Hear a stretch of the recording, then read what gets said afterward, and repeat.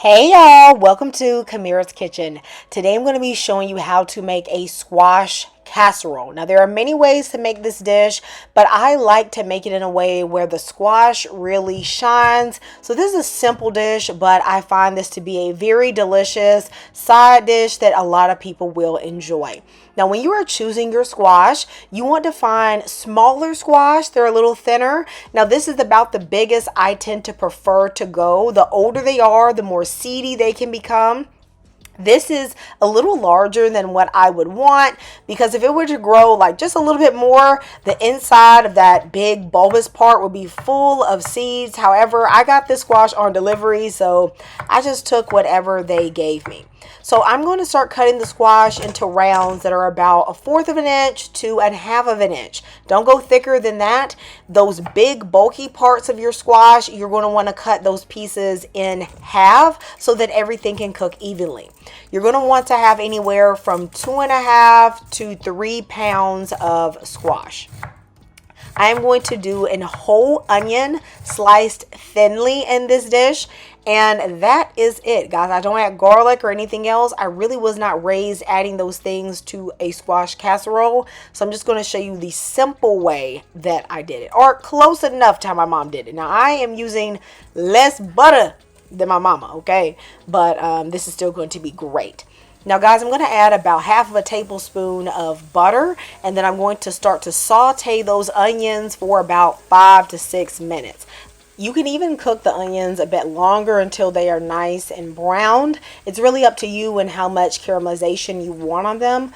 Now, I'm going to add the squash. This is not all of the squash. This is about 1/2 of it. And I'm going to salt it. Now, I want to draw out the moisture from the squash. What I don't understand is some of these squash casserole recipes where they have you steam or boil the squash. Squash has so much water in it, you really don't need to do that at all. If you add a little salt and you cover them and just let them cook for about 10 minutes or so, they will release water on their own, and that's going to give you a more tasty result. So I'm just going to let this cook on about a medium to a medium low for about 10 to 15 minutes.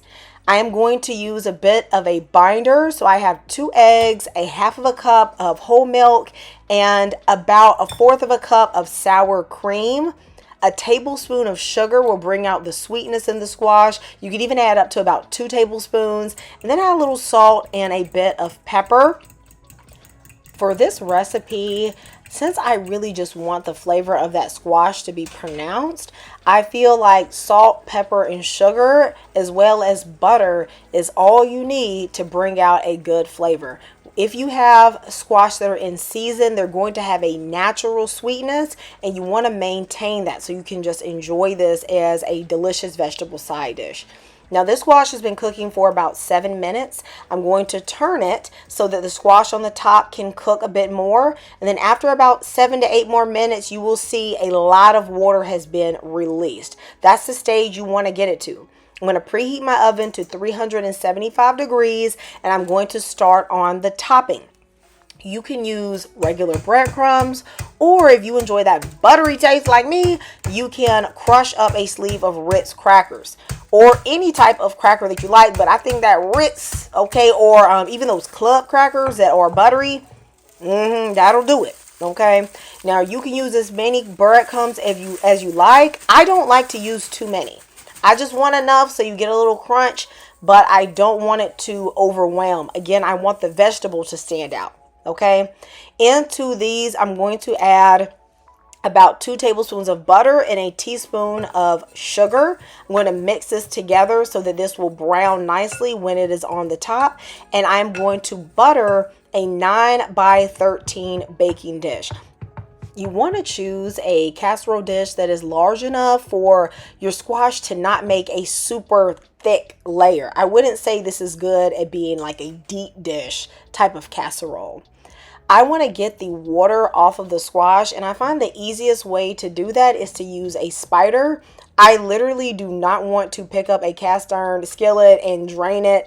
It's so heavy, so I feel like this is the easiest way on your joints, y'all. Okay, so I'm going to spread all of this out, and honestly, my mother would have added about 2 or 3 more tablespoons of melted butter right onto this squash. And you could do that, and that is absolutely delicious.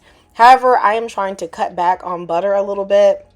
So right now, I'm just going to add a little salt and a little pepper, and I'm just going to re-season that squash because a little bit of that seasoning has come off in the water, okay?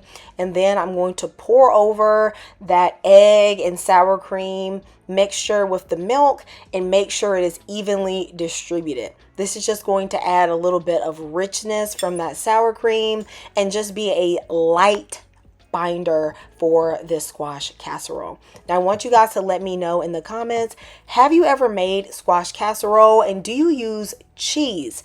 At this stage, a lot of people add about 2 cups of cheese to the top. I was not raised like that, but I have had it that way and it is good. But I want to show you guys a little bit more similar to what I had growing up. But if you want, guys, you could throw some cheddar cheese or like even a little bit of a habanero cheese if you want a little spice with those breadcrumbs. You're going to bake this for about 35 minutes just until that top is golden brown. It's a little bit bubbly and it just looks like it is set. You really just need those eggs to really set in the dish. Let this cool for about 10 minutes. And when I tell y'all, this is so delicious. I feel like this is best served the day of, warm, while those breadcrumbs are nice and crispy. This squash is sweet. It is a little bit savory. It is buttery. It is so good. Let me know if you are going to make this. And I will see you next time in Kamira's Kitchen, y'all. Goodbye and God bless.